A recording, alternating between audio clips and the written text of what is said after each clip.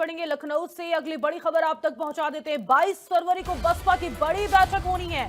Mayawati party पदाधिकारियों के साथ बैठक करेंगी। बैठक में सभी राज्यों के प्रदेश अध्यक्ष शामिल होंगे। बैठक में प्रदेश प्रभारियों को भी बुलाया गया है। तो ये बड़ी जानकारी लखनऊ से आप तक पहुंचा दें। 22 फरवरी को बसपा की बड़ी बैठक होनी है। मायावती सभी पदाधिकारियों के साथ बैठक करेंगी।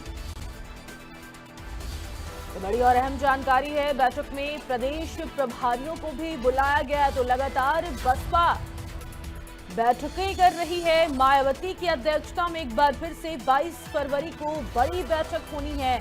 तमाम पदाधिकारियों के साथ मायावती बैठक करने वाली है। बैठक में सभी राज्यों के प्रदेश अध्यक्ष शामिल होंगे। आपको बता दें मायावती पार्टी पदाधिकारियों के साथ बैठक करने वाली है। बैठक में प्रदेश प्रभारियों को भी बुलाया गया है। और हमारे साथ लगातार सहयोगी सिद्धार्थ बने हुए हैं, उनका रुख करेंगे। सिद्धार्थ, देखिए जिस तरीके से 2027 में चुनाव होने हैं, लगातार सियासी हलचल यहां पर तेज होता हुआ नजर आ रहा है। बैठकों का दौर बसपा का लगातार जारी है। 22 फरवरी को एक बार फिर से बैठक करने वाली है मायावती। क्या कुछ संदेश दिया जाएगा? देखिए, बिल्कुल आपको बता दें कि 22 फरवरी को एक बड़ी बैठक की जाएगी। उसमें कई प्रदेश के प्रदेश अध्यक्ष रहेंगे, तमाम प्रदेश के प्रदेश प्रभारी रहेंगे, तमाम कोऑर्डिनेटर्स रहेंगे। तो कहीं ना कहीं ये एक बड़ी बैठक है। आपको बता दें कि आने वाले समय में जिस तरीके से बंगाल में चुनाव होने हैं, पंजाब में चुनाव होने हैं, और कहीं ना कहीं उसको लेकर तैयारी में बहुजन समाज पार्टी जुट गई है। और आपको बता दें कि 2027 में जिस तरीके से यूपी में चुनाव ने उसको लेकर खासा फोकस बहुजन समाज पार्टी की मुखिया का है। और आपको बता दें कि जिस तरीके से बहुजन समाज पार्टी ने बिल्कुल साफ कर दिया है कि एकला चलो की नीति पर चुनाव लड़ेगी। उसके बाद कहीं ना कहीं पदाधिकारियों की बैठक की जा रही है। हालांकि इस बैठक का जो प्रमुख मुद्दा है, अभी तक जो जानकारी निकल कर सामने आ रही, खास करके संगठन को मजबूत करना। जहां जहां पर चुनाव होने हैं वहां पर किस तरीके से संगठन को मजबूत किया जाए। और ये बताने का प्रयास किया जाए कि 2007 में जब बहुजन समाज पार्टी की सरकार थी तो हमने किस तरीके से खास करके दलितों के लिए, बैकवर्ड्स के लिए हमने क्या काम किया। हमारी सरकार अगर बनती है तो हम किस तरीके से काम करेंगे। और एक जो सबसे महत्वपूर्ण उद्देश्य है इस बैठक का, संगठन को मजबूत करने पर पूरी तरीके से जोर दिया जाएगा। आपने देखा होगा पिछले दिनों जब दिल्ली में बैठक हुई तब भी ये लगातार ये प्रयास किया जाता है संगठन की ओवरहालिंग की जाए, संगठन को लगातार मजबूत किया जाए। और बहुजन समाज पार्टी ये समझती है कि जो उसका कोर वोटर है वो कहीं ना कहीं 2024 के लोकसभा चुनाव में समाजवादी पार्टी के पाले में चला गया था, उसके पहले बीजेपी के पाले में चला गया था। तो हर हाल में ये कोशिश करेगी कि जो जाटो वोटर्स हैं वो वापस आ जाएं।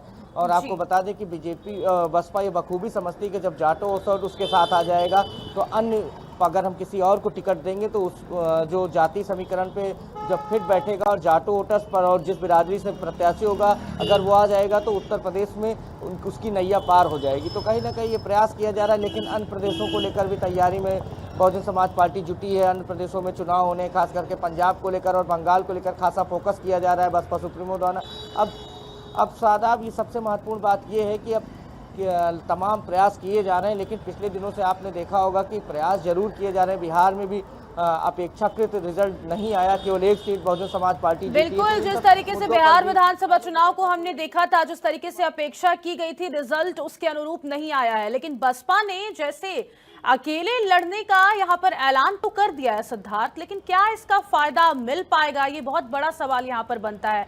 समाजवादी पार्टी और कांग्रेस को भी साफ संदेश दे दिया गया मायावती की तरफ से कि इस बार हम अकेले चुनाव लड़ेंगे।